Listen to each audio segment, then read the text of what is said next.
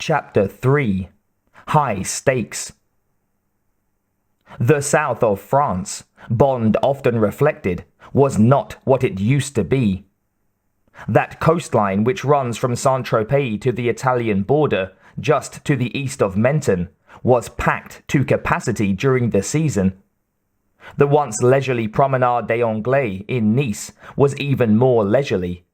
But today it was because of the steady, slow-moving stream of traffic, cars and an abundance of tour buses, which made it more like Paris in the late afternoon. Now, in the early summer of 1995, Bond detested the crowds, the traffic, and the obvious growth of pollution, not only in the air, but also in the sea itself. There was trouble in what used to be paradise. At this moment, however, he had risen above it all as he swung the old Aston Martin DB5 into a hairpin bend on the Grande Corniche, the highest of those roads which runs parallel to the coast in the foothills of the Alps Maritimes.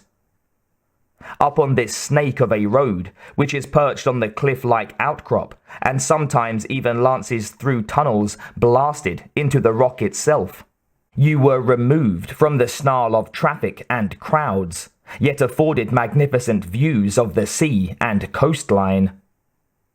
He had almost forgotten what a joy it was to drive the Aston Martin, which handled like the thoroughbred it was.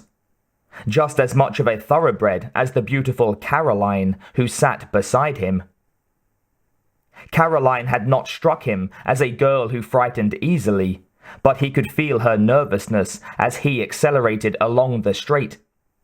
When she spoke, it was in the cultured accent of a young woman who had been brought up in an atmosphere of relative privilege and had never felt guilty about it. "James, do we really have to go so fast?" She glanced at him and then turned her attention quickly back to the road, for a large truck was rounding the bend, taking up more of the Aston Martin's road than it should. Bond shifted down to third and eased the car over so that the two vehicles passed safely, with around an inch between them. Speed, my dear Caroline, is one of the few aphrodisiacs left to mankind. He gave her a wicked smile, the cruel mouth lifting in pleasure, while his startlingly ice-blue eyes twinkled. Caroline swallowed. "I prefer soft lights, music, and champagne," she said bluntly. "That's good as well." "James, I like a spirited drive as well as the next girl, but—" "Well, what have we got here?" His head turned as a bright yellow Ferrari 355 pulled alongside, its driver glancing across with a mocking smile.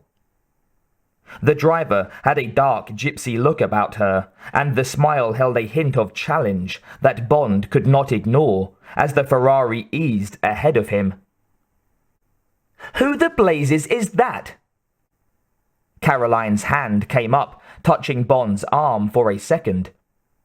It could have been the start of a proprietary gesture, but she pulled the hand back, asking the question again.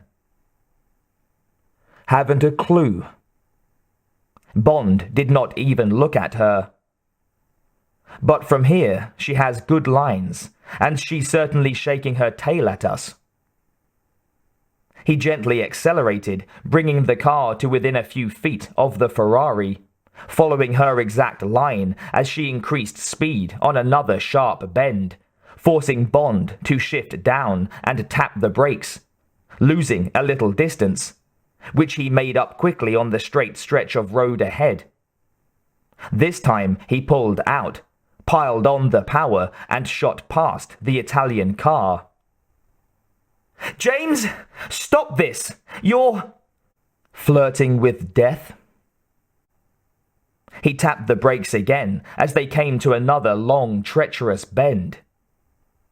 "You're flirting with something," she began, then gasped as the Ferrari shot ahead, its driver not even turning her head, her eyes totally concentrating on the road. Bond shifted down, floored the accelerator, and then shifted up, now close behind the Ferrari. The girl driving the car in front swung out in a desperate attempt to block the Aston Martin, but Bond, seeing his chance, pulled out and roared past, the edge of the road to his left, barely a foot away from a long drop over the rocks. "James, I said stop this!" Caroline's voice cracked with a note of command. "Only a bit of fun. Where else could you get this kind of thrill, mixed with beautiful scenery and gorgeous weather?" "James, I was sent out here to do your 5-year evaluation. Do you want my report to She cut off with an intake of breath as the Ferrari came alongside in an attempt to pass. But Bond was blocking her off, matching her speed for speed as the two cars hurtled towards a long right-hand bend. He saw the flashing lights and heard the honking horn of the tour bus a fraction of a second before the Ferrari's driver. For what seemed like a moment suspended in time, the big bus loomed huge in the Ferrari's path. Bond mouthed an expletive, pumping the brakes and shifting down, slowing the Aston Martin safely and just allowing the Ferrari to cross his nose with only a whisper between the car and the bus. "Ladies first." He tried to make it sound amusing, failing miserably. "Stop this car!" Caroline snapped. "I mean it, James! Stop this car at once!" "Whatever you say, ma'am." The car slewed straight across the road, burning rubber as it came to a halt sideways on at a tourist overlook. "No problem, Caroline. I have no problem with female authority, and I'll hope you'll put that in my evaluation." His hand moved to the console, one finger flicking a switch. Noiselessly, a section below the dash slid back to reveal a chilling bottle of champagne and 2 glasses. "I usually keep a gun in there." He smiled into her light brown eyes. "But, as this is rather special." "What on earth am I going to do with you, James?" "Drink to my evaluation." He had filled the 2 glasses, toasted her and took a sip from his, then put it back on the console, leaned forward and whispered, "Let's make it a really thorough evaluation." She gave a sigh, part despair and part desire, as she lifted her head to receive his mouth on her own. In the distance, the Principality of Monaco shimmered in the afternoon heat, the harbour lined with several $1 million worth of yachts.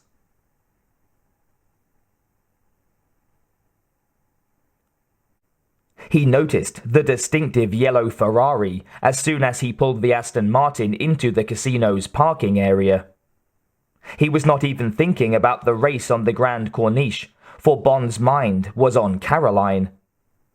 Were those really tears he detected in her eyes as she held him close on saying goodbye at Nice airport? He hoped that she was not going to be a clinging vine. That was the trouble with some women, even in these days of liberation and equality. You still got clingers now and again, and one like Caroline would be awkward because she obviously had the ear of the recently appointed M. As far as Bond was concerned, the new M was not the greatest news of the year, even though the media had made a huge fuss. Bond was not a great fan of the media either, particularly now that the Secret Intelligence Service appeared to have ditched the word secret. Then he saw the Ferrari and thought the night's gambling might just be made a shade more amusing. At the entrance to the salle privées, the blue-jowled and immaculate duty manager acknowledged Bond by name, suggesting that the real action this evening was at the banquet tu vas, the baccarat table. Certainly, there was a small knot of people watching the game, and Bond saw that the center of attention was the attractive, dark-haired young woman who had cheated death with him on the Grande Corniche that afternoon. She wore a simple black dress and a diamond choker at her neck. The diamonds could well be real, and she certainly looked like the proverbial $1 million. As she glanced up, he saw that the gypsy look he had caught from the glimpses of her in the car came from the jet black eyes and the smoothness of her hair, which had a depth of texture to it that reminded him of a bolt of sheer silk. High cheekbones, a strong nose, and a wide mouth made her very desirable. She had just won, for he heard the croupier call out, "C'est à la banque."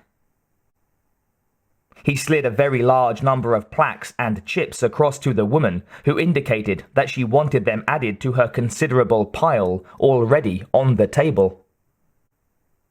The little Japanese man sitting next to her shook his head and in good, very audible English said that this was too rich for him. The croupier swept around the players to find someone to bet against her. 4 men and 1 other woman who had obviously been playing refused, which was not surprising as there must have been well over £100,000 on the table.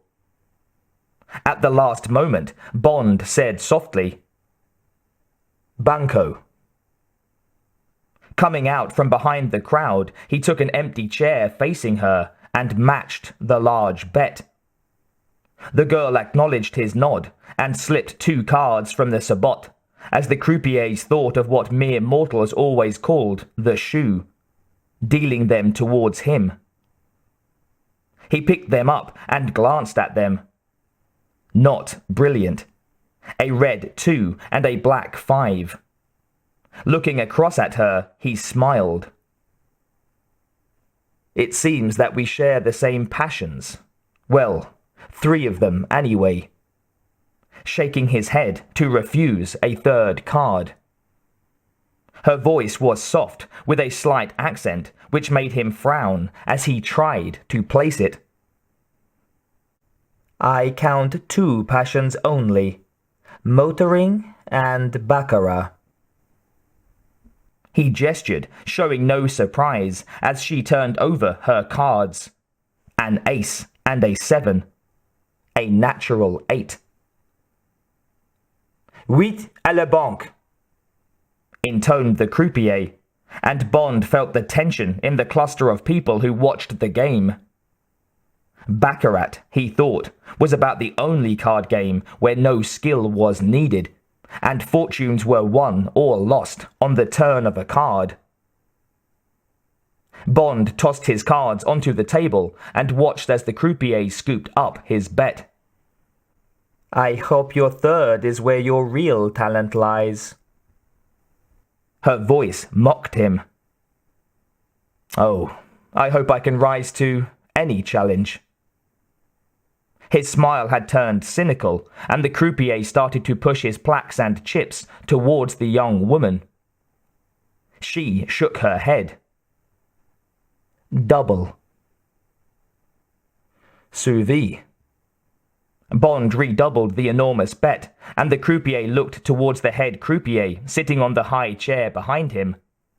Even he glanced towards the duty manager, who gave a scarcely perceptible nod to indicate that his credit was good. The woman's smile turned to one of interest. He could see the thought deep in her black eyes. Is this man for real, or is he just a fool? She nodded and dealt the cards. Glancing at his cards, Bond asked for a 3rd. "Cart." She looked at him for a long moment, trying to make a decision. Then she turned over her cards. A 5 and a queen, as she dealt Bond a face-up 6. Cinq. The croupier snapped, and Bond turned up 2 pictures, a king and a jack. 6. The croupier switched to English. The bank loses. As he gathered up the pile of markers and slid them towards Bond. The woman gave a small shrug, as though losing was an occupational hazard. She rose to leave the table, once more nodding towards Bond. Enjoy it while it lasts. It's the way to live life. Enjoy everything. This time, his meaning was quite plain. Why not enjoy some of it with me? She did not look back as she walked away. Her stride reminded him of a cat, a soft and purposeful unhurried tread. Bond took 2 of the larger plaques denoting high figures in French francs and tossed them to the croupier, as is custom. He also indicated that he wanted the head croupier to see to his winnings. Then he sauntered out into that area of the casino which used to be called the kitchen, because the games were strictly down-market money, and is now a pleasant bar area. He caught up with the woman as she headed towards an empty table. And is that the way you live life, enjoying every moment? He asked. She turned to see who had spoken, and there was the hint of a frown on her face. Ah, yes, but I usually manage to leave while I'm ahead. So do I, but I've never completely mastered the trick. He signaled to a passing waiter. A vodka martini for me, shaken, not stirred. And for you? Oh, the same. I prefer the vodka, but the experts say it is not correct. Experts are not always correct. The waiter acknowledged the order, asking her how she would like her martini. Straight up, with a twist. Then, as the waiter moved away, "Thank you, Mr." The name's Bond. James Bond. She reached across the table and shook his hand. Xenia Onatop. Onatop? Onatop. She nodded. And the accent? Do I detect Georgian? Very good, Mr. Bond. You're a veritable Professor Higgins. In the back of his mind, an alarm went off, for the accent was pure Muscovite. She had learned her English in Moscow, where she had been born and bred. Learned it at school, or, more likely, from the old KGB. She was silent until the waiter served their drinks. Then, "You have been to Russia, Mr. Bond?" Not for a while, but I used to visit, usually flying visits. It's a very different country now, truly a land of opportunity. Yes, I'd heard, with a new Ferrari in every garage. She gave a little laugh. It was meant to be bell-like, but the bell was cracked. The Ferrari? That belongs to a friend. Then let me give your friend a tip. The French registration plates for this year's model starts with the letter L. Even the counterfeit ones. Deep within her black eyes, he thought that he detected a flinch, but she recovered quickly. And what rank do you hold with the motor vehicles department, Mr. Bond? Commander. Ah. She was looking at a point just over his left shoulder, smiling at someone. He turned his head and saw a tall, distinguished-looking man approaching them. He wore the dress uniform of an admiral of the United States Navy, and had the leathery, tanned, and wind-blown face which women find attractive. While he carried himself in that instantly recognizable style of a man more used to pacing the bridge of a ship, there was also something rakish about him. Perhaps it was the flecks of grey at his temples, or possibly the well-trimmed beard. It was certainly not a sense of humour, for his eyes had that smoky, dead look that comes from spending a great deal of time staring towards a far horizon. "You ready, Xenia?" He completely ignored Bond. Xenia smiled sweetly. "This one is an admiral. Admiral Farrell, Commander Bond." He had a firm handshake, but did not quite look Bond in the eye. "Chuck Farrell, U.S. Navy." "James Bond, Royal Navy." Xenia rose and linked her arm through the admiral's. "I respect a woman who can pull rank on me." Bond did not smile. "It's been nice meeting you, Commander Bond." "My pleasure." As they headed towards the exit, so the duty manager came over with a cashier's check for Bond's winnings. "You were lucky tonight, Mr. Bond. Pity about the lady." "Yes, isn't it?" His mind was not really on the reply, for he was waiting just long enough to let Xenia and her pet admiral get clear. There was definitely something wrong about that woman. It was time, he considered, for him to get in touch with London. In fact, it was essential, urgent, for he had a nasty feeling that lives could be at stake.